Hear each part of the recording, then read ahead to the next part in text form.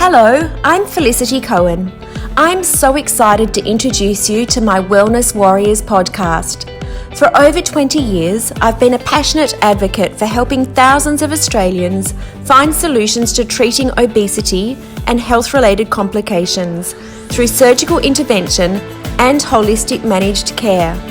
My podcast is dedicated to all the people, past, present and future, who have helped shape my journey and continue to inspire me to work consistently to achieve a healthier Australia in both adults and future generations. I hope you enjoy it.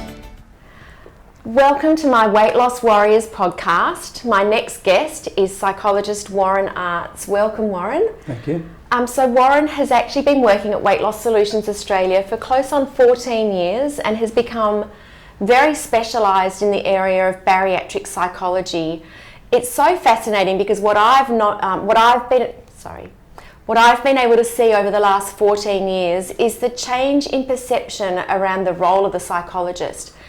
In this environment, the multidisciplinary team is everything to me and to our patients in terms of what we aim to achieve in patient success, in their results and long-term outcomes is so dependent on having an incredible multidisciplinary team, and Warren's been an amazing integral part of that for such a long time. So today I thought it would be fabulous to get some insight, not just into the role of the bariatric psychologist and how it's evolved over the last 14 years, but an incredible journey for Warren, 14 years of working here and life at Weight Loss Solutions Australia. So first of all, you started your life in South Africa. Yeah. Spent 13 years in the United States, and at that stage you were playing professional sport, you were a soccer player. Tell us a little bit about your journey and how you first actually ended up arriving in Australia. Yeah, sure. Thanks for having me, Felicity. I left South Africa in the early 90s. I had an opportunity to go play soccer abroad, and I kind of sort of went to America via the United Kingdom, so I had an opportunity to go there first, and so sort of soccer was my first love, and I'd always sort of anticipated making at least a small or short career out of it, and so I ended up going to the United States in 1991 and stayed there for 13 years. So while I was in the US, I initially got offered a scholarship to one of the universities there, and managed to start a course in psychology, and so that was my initial introduction to psychology because obviously playing soccer I had to select something that I wanted to study and have an interest in, and the psychology always interested me the most, and it's a fascinating subject to study. It's probably more fascinating to study than it is to actually practice, to be honest, but it's still in both circumstances certainly enlightening for me as a career, but the opportunity to play soccer sort of continued all the way through until about late 1999 when I went over to New Zealand. So I went from America over to New Zealand and spent some time playing over there. And then ended up coaching in California, Southern California, for about 4 years, sort of towards the end of my soccer career. So I sort of had to stop playing quite early because of a rather bad knee injury. So, but in that time, I'd studied, I'd done my bachelor's degree and master's degree at the University of Southern Mississippi. And so I had an opportunity to at least go into the field of psychology. And so moving here in 2003 to Australia in 2003, I simply had to go through the normal requirements as you do when you sort of transfer all your qualifications over to another country, and particularly to Australia, and that is to get the equivalent exams done or the equivalent qualifications. So I spent some time doing that when we first moved over to Australia, and I was given an opportunity pretty much as soon as I got out of university. I did a thesis and an honours at Bond University, and that gave me an opportunity to get registered with AHPRA and with Medicare, and that kind of was my introduction to psychology and into the as a profession, and I've got an opportunity to work with a bariatric clinic, and that happens to be this bariatric clinic. And as you know and have you mentioned, I've been here for 14 years, and it's been a wonderful 14 years, and I probably couldn't have asked for a better start to my career. And one of the reasons I'm still here is I love the people I work with, and I love this clinic, and it's very nice to see the journey that patients go through, and so I still remain motivated to work in this industry. It's an incredible industry, and it's evolved so much over the 14 years that you've been a part of this team. Interesting to sort of look at all of those changes in terms of how we've evolved our patient model, what we do with patients, how we work with them. The lifestyle modification program in general has really grown so much. My next question though is really about, what do you think has shaped the way you practice from your own personal experience? So I know you've had your own health concerns, your own pretty serious kind of issues that you've had to conquer, firstly to become a soccer player, and secondly to cope, manage and better support yourself in terms of how you work and function every day. So what from your own personal experience do you bring to the table when you're consulting and working with patients? Yeah, look, I had certainly had my own health issues growing up. I was born deaf, so I always struggled with hearing loss, and I was very fortunate to have a good team of good parents first of all, and very willing and giving parents and loving parents, and they gave me an opportunity, obviously. Get some hearing with some specialist doctors in South Africa when I was about 2 or 3 years of age. So they managed to. I had a treasure of the ear canal, which is basically a closure of the ear canal. The ear canals are not open, so there's no way for the sound to get to the middle ear. And so over time, as I got a little bit older, they were able to drill those canals open, allow me to get, obviously to get some sound through there. But naturally, I went through, the difficulty of, trying to maintain my education at a young age, and obviously going through special needs classes and all that to get to a point where I could function just like everybody else. But I always had a persistence about me, even at a young age, to go into mainstream education and not to be held back or to be labelled as somebody who was incompetent for that matter. I sort of pushed the issue a bit, and I eventually got my way and got into mainstream education. I think by the time I was probably 10 or 12, maybe 13. And that sort of gave me a bit of confidence in myself to believe that if I put my mind to something and I'm determined to come out at the end of it, that I will find my way eventually, and so that sort of gave me that experience to kind of also then tackle my next issue, which was obviously playing soccer, because when I was about 7, unfortunately, I got hit by a car pretty badly. So broke both my legs and lost my left kneecap in the process. So without a left kneecap at that young age was obviously quite difficult, but I just started playing soccer, and as a 6-year-old, 7-year-old, and so and I absolutely loved it. I talked to my parents about how much I loved my soccer, and there was nothing more important to me at that age, and all the way through, even once I recovered and went through rehab, and that probably took a few years as well.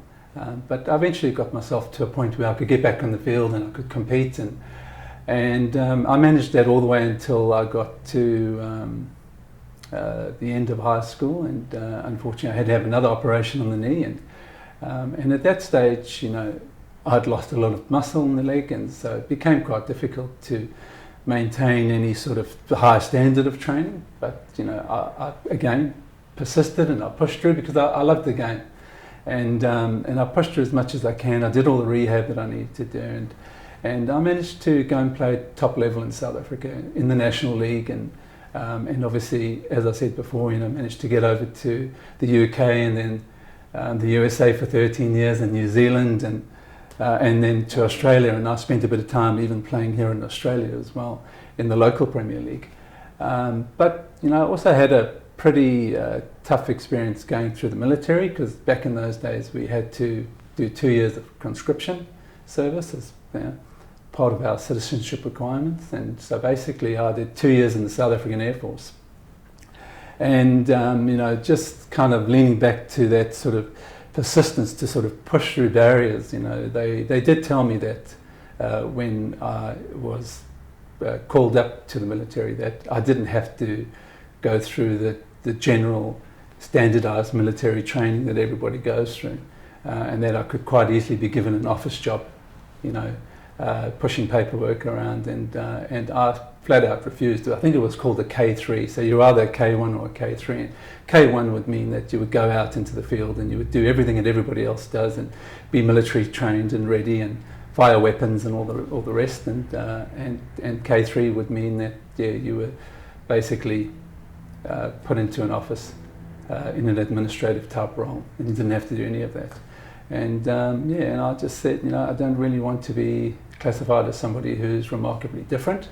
I'd like to do what everybody else is doing, and I'd like to do all the military training, including the basic training and all the hard work that everybody else does. And again, that sort of gave me the confidence, because I came out of that and you know, unscathed, and you know, I had the experience that everybody else was having, especially my close friends. So you know, I wouldn't take any of that back, but it's certainly sort of given me some insight in, you know, to the world of psychology, and that, you know, from a therapist's point of view, because, you know, I believe that, you know, people are capable of amazing things.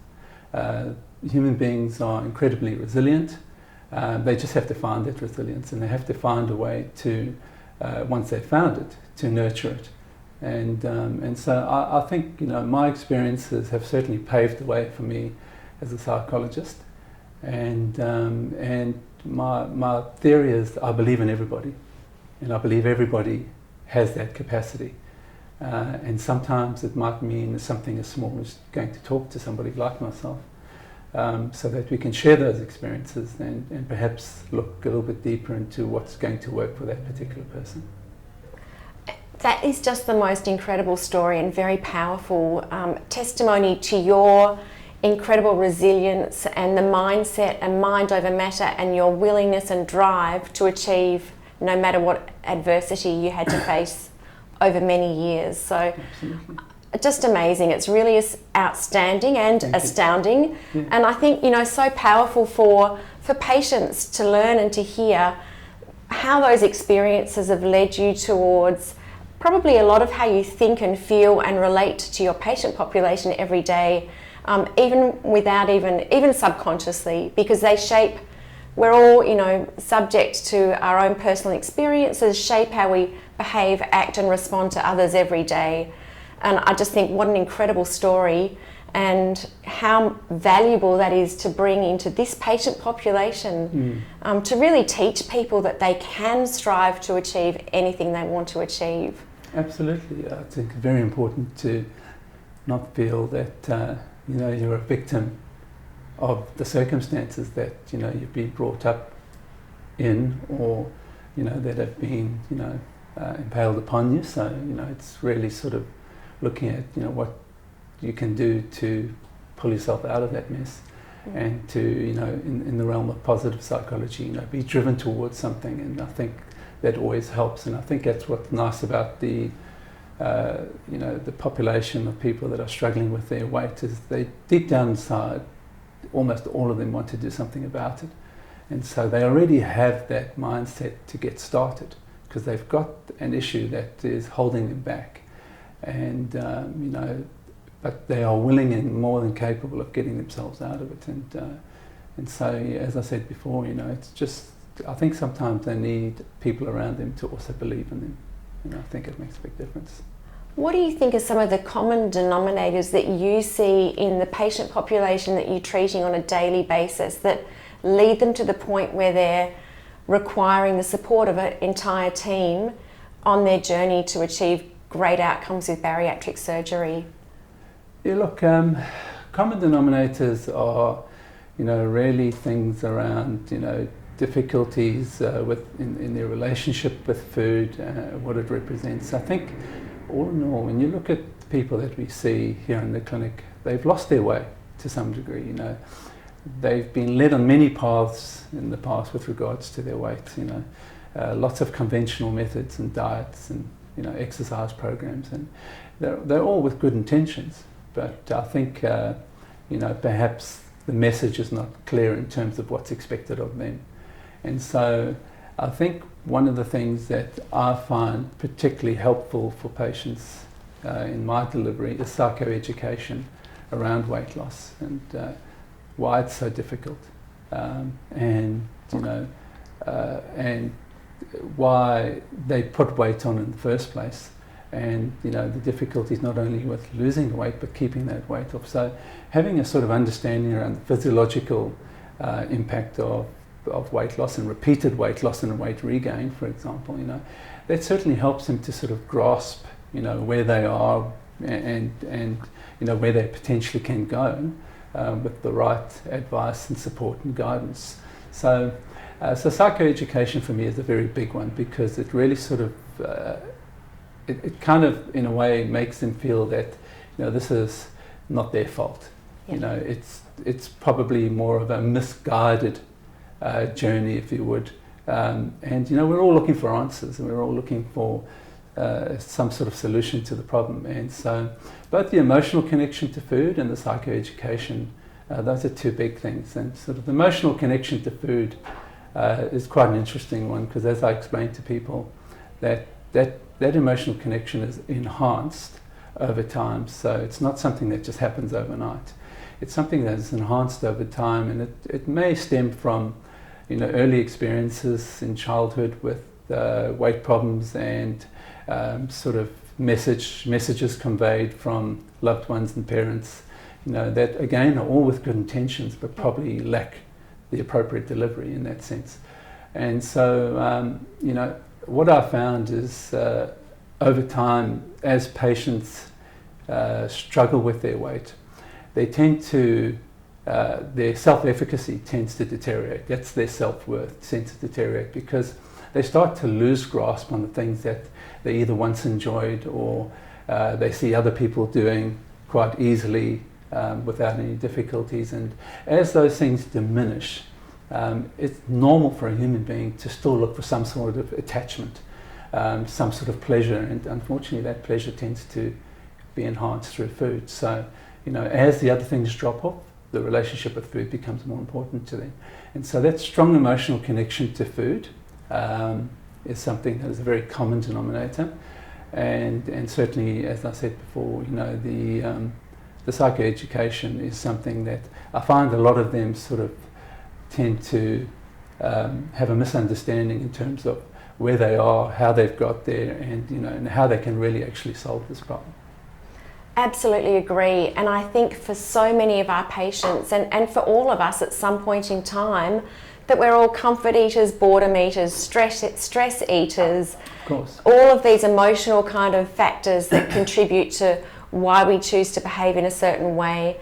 And I think one of the value opportunities for you is to help people build better resilience and new strategies around how to deal with those moments when they're 5 and 10 years out from their surgical interventions. What are some of the strategies that you might look at to help someone who's been a comfort, boredom, emotional stress eater?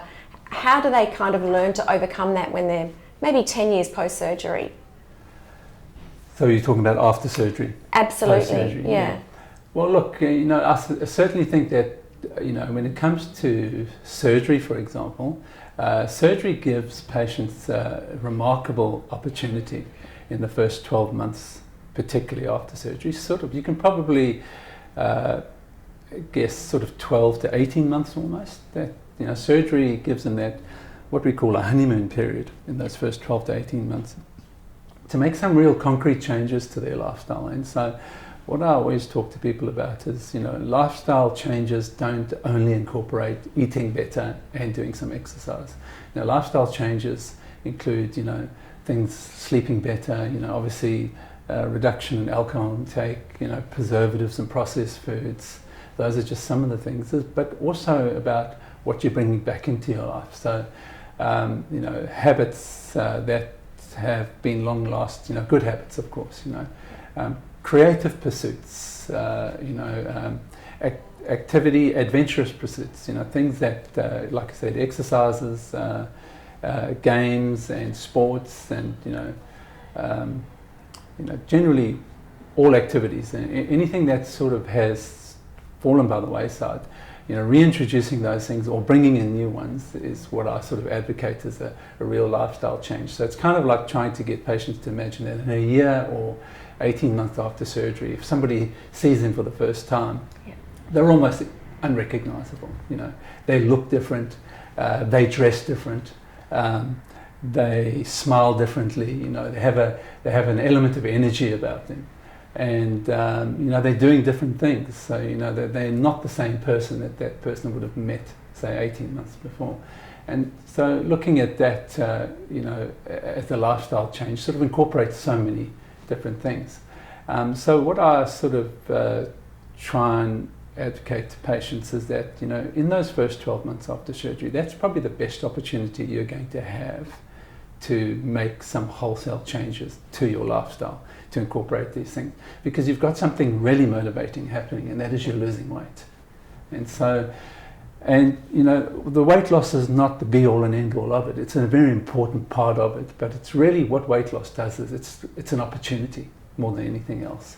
Because weight loss is not going to guarantee that you're happier once you've lost all your weight, and it's not going to guarantee that you're eating the right foods, and it's not going to guarantee that you're doing the right exercise, for example. So it gives you an opportunity, and you've got to take advantage of that opportunity.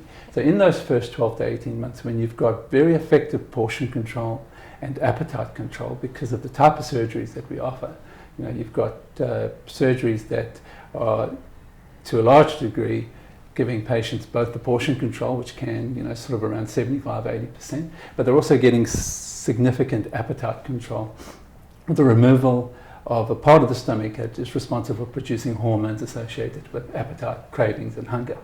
So in those first 12 months, or 12 to 14 months generally, before those hormones start to sort of reinvigorate, if you would, it's a great opportunity for them to make some wholesale changes and to kind of look at what can I now, given that I don't have that as strong a connection to food, because the cravings are somewhat subdued, the appetite is subdued, and so I now have a void, and so I need to fill that void with something. So, when we talk about what's happening 10 years later, that's probably a little bit too much of a stretch, because obviously so much can happen in a 10-year period. But so it's very important that we focus on those first 12 to 18 months. Where they are in 10 years' time will probably have a lot to do with how they obviously adjust in those first 12 to 18 months. So to me, it's really sort of looking at that and saying, okay, well, if we're going to leave a void here by eliminating or trying to eliminate the strong relationship with food, particularly the unhealthy ones, then we need to look at, well, what are the important things that we want to replace it with? And there's never going to be a better opportunity when, number one, you're motivated because you're losing weight, and number two, you've got a great sense of control over both your portions and your appetite. Thank you so much. If you can think about one patient that stands out to you over the last 14 years, someone who's that you can pull out of the cabinet, who in your mind is a real standout patient who you've really felt has just achieved so much that they've empowered you in some way? That's a hard one because I have so many patients. I think I've seen 4,500 patients in my time, so it's a very difficult one to answer because they all have such unique qualities. And I think one that comes to mind, is the gentleman, we'll call him Bill, for argument's sake, is the gentleman who's done exceptionally well. And I think one of the things I like about Bill is that he's come in with a range of health issues, including type 2 diabetes, high blood pressure, cholesterol, not sleeping well. He didn't have sleep apnea, but he certainly wasn't sleeping well. He's probably surviving on, on average 4 to 5 hours of sleep a night. And, Bill had some pretty unhealthy habits and not a very healthy relationship with food. And so the thing that I like in working with Bill is he's kind of really taken it upon himself to actually come to all his follow-up appointments, face to face wherever he possibly can, and not miss them by telephone. I think he's been very committed And certainly the initial weight loss has helped him and given him some motivation in that sense. But Bill is somebody who, you know, he comes into the consultation process with a bit of enthusiasm. You know, it's almost like you get a sense that he's here to learn. And I think that's probably the right attitude for patients to have. You know, I think if you come in here thinking that, you know, you pretty much know everything because you've been on 20 diets in your lifetime and you've done them more than once, you know, then ultimately you're going to probably become stuck.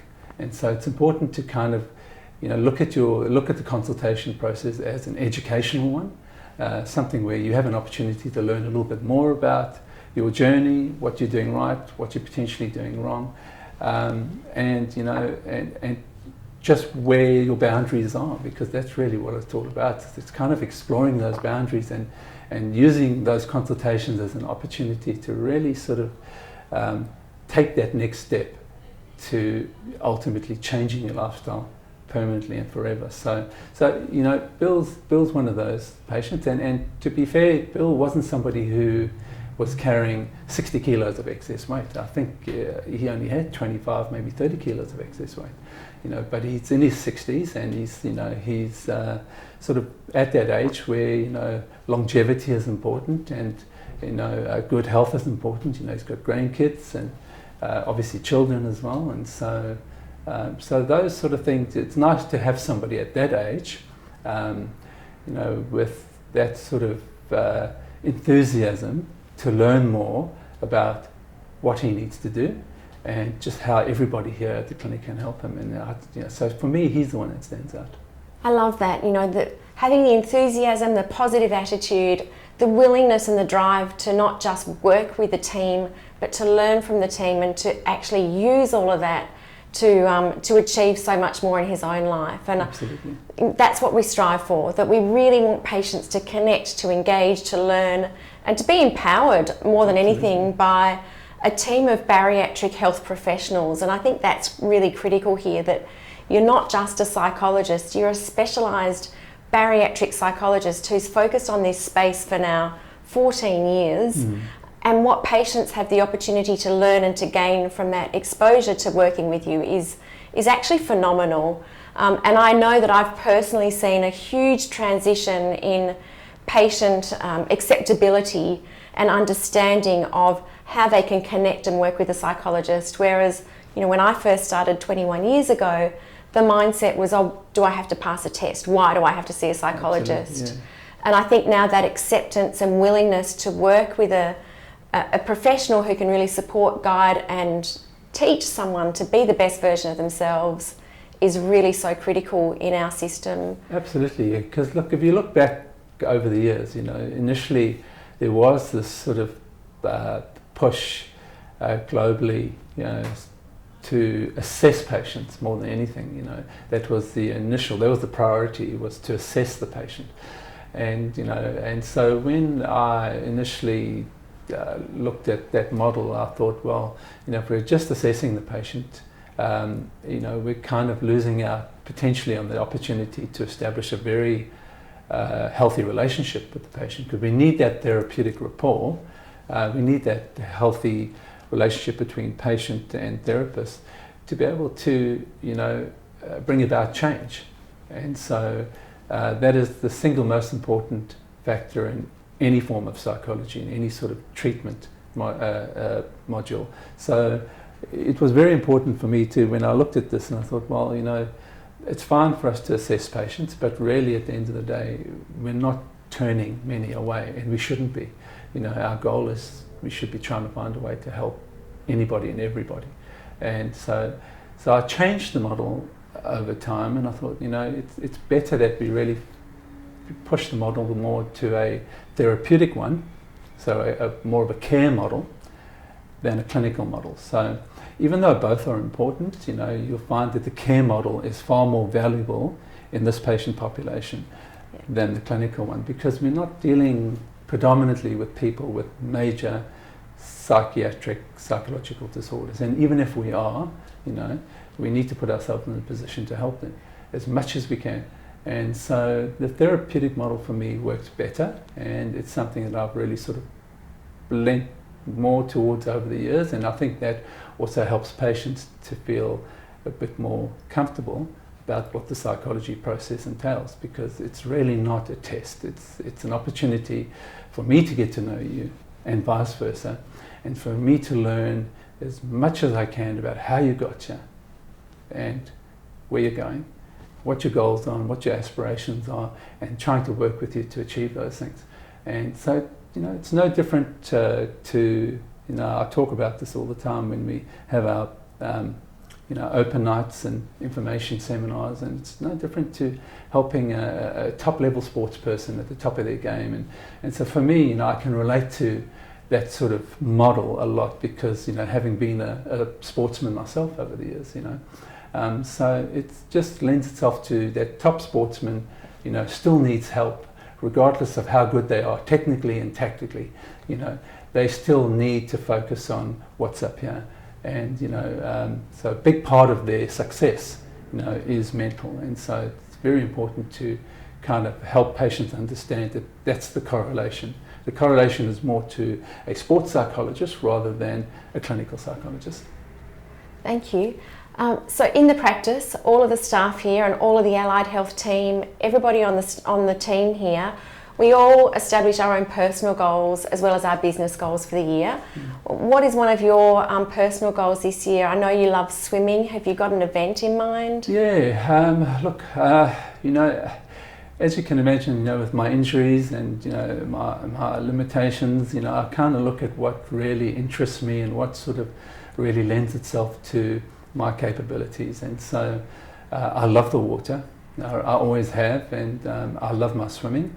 As much as my mother will tell me, that I shouldn't be swimming because I'm not supposed to get a lot of water in my ears, but I do. I love my swimming, and I enjoy ocean swimming, so I enjoy competing in the ocean races. I think as you get older, and I'm sort of over 50 now, so I'm sort of getting to that stage where I don't really have a lot of contact options. So for me, it's really about using the non-contact options, the swimming and ocean paddling and those sort of things that I'm trying to get in. I do play a bit of golf every now and again, but swimming's just really, of recent times, has really excited me because it's given me something to train for. It's given me a purpose to get up every morning. My kids swim as well, so when they're at the pool, I'm able to kind of join them. So I'm spending time with them, even though we're not talking. We're in the same pool at the same time, so to speak. But that's really something that I just feel I can continue to challenge myself with. And so, swimming is definitely something I'm very excited about, and I'll be competing in the Coolangatta Classic, I think they call it, which will be in April. And I'm still contemplating whether to do the Gold Coast Marathon swim, which is a 21k swim from Coolangatta to Surfers Paradise, although I'll be very unlikely that I'll swim that on my own. I'll probably do that in a group of 2 or at least a group of 4. So the swimming is definitely something for me, and it keeps me fit, and I feel better when I come to work, and and I think that's again one of those things I like to share with people, is that high levels of cardiovascular exercise really do go a long way to stabilizing your mood, giving you a sense of enthusiasm and drive, conscious drive. And I think that's one thing I've definitely found from swimming that has probably been missing since I stopped playing soccer 20 years ago. I love that, and I really feel like that is part of how you live your life on purpose, but it translates to how you perform at work as well, because feeling better, being healthier, looking after yourself, absolutely, but also striving towards goals. And it's not about age or setting boundaries for yourself or limitations. It's about continuing to set new goals. So I think that's just fabulous, and I think that I relate to that because I feel I'm also quite similar, constantly setting new goals for myself, and the raising the bar consistently, I think, is something that we continue to do as we age, and age well. Yeah, and I think people kind of lose sight of the fact that there are age relevant competitions, for all of us. So I don't have to swim against the 25-year-olds. I'm never going to compete against them, but if I'm wanting a little bit of competition for that sake, there is a category for me in the over 50s, 50s to 55s or 50s to 60s, for example, so there's always something for everybody. There's an over 50s tennis club somewhere in the country, there's an over 40s running club, so there's over 30s soccer, and there's over 35 soccer, and there's over 45 soccer, Yeah. So there's lots of options, and I think people sort of, especially if they haven't done anything for a long time, kind of lose sight of the fact that, there's so many options, and you don't have to limit yourself, and you certainly don't have to feel like you've got to compete with the best. It's about setting your own goals and really finding what works for you. So the swimming sort of works on many levels for me because, as you can imagine, I talk to people every day as part of my job. So in swimming, I don't have to talk to anybody. So I get to swim in that lane by myself and block myself off from the rest of the world and not have to have a conversation with anybody for at least an hour every morning, or at least 3-4 mornings a week. So it kind of, again, it lends itself to what is important, not only interesting to me, but what is important to me in terms of, that's my solitary time. It's also being really mindful and switching off from technology, because you can't take your phone with you when you're in the water. And I love that time away from technology, being mindful and having that downtime for you, I think is really valuable. And I can imagine would really, really set you up for that day when you're talking, empowering, listening and educating all day long. It's a lot. Yeah, definitely. So I know one of your other passions, we've talked about purpose, passion being you're an amazing parent and a very dedicated father. What's one of your top parenting tips in terms of how to keep your kids healthy, well, and living in an age where technology dominates? Compromise. I think listening to your kids, definitely, listen to what they have to say, even though we're obviously older and wiser and, we've been there before. And I still think it's important to listen to your kids, because if we shut them off, then when it's really, really important, they're not going to come to us and talk to us about those important things. The more challenging things, that they inevitably are going to go through in their teens and as young adults. So I certainly think, having a good listening ear, even though I don't really have two good listenings, I've got one, but I use it very well. So having a good listening ear and just being open to that opportunity for your kids to, bring things up with you and to really sort of watch their body language and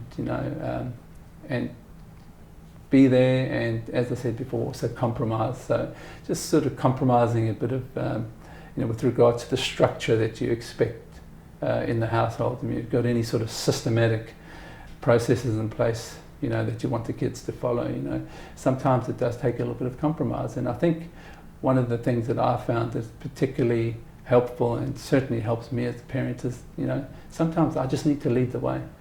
So I may expect my son to wash the dishes every night as part of his chore, but if he doesn't get up and do it, it doesn't mean that he gets away with it.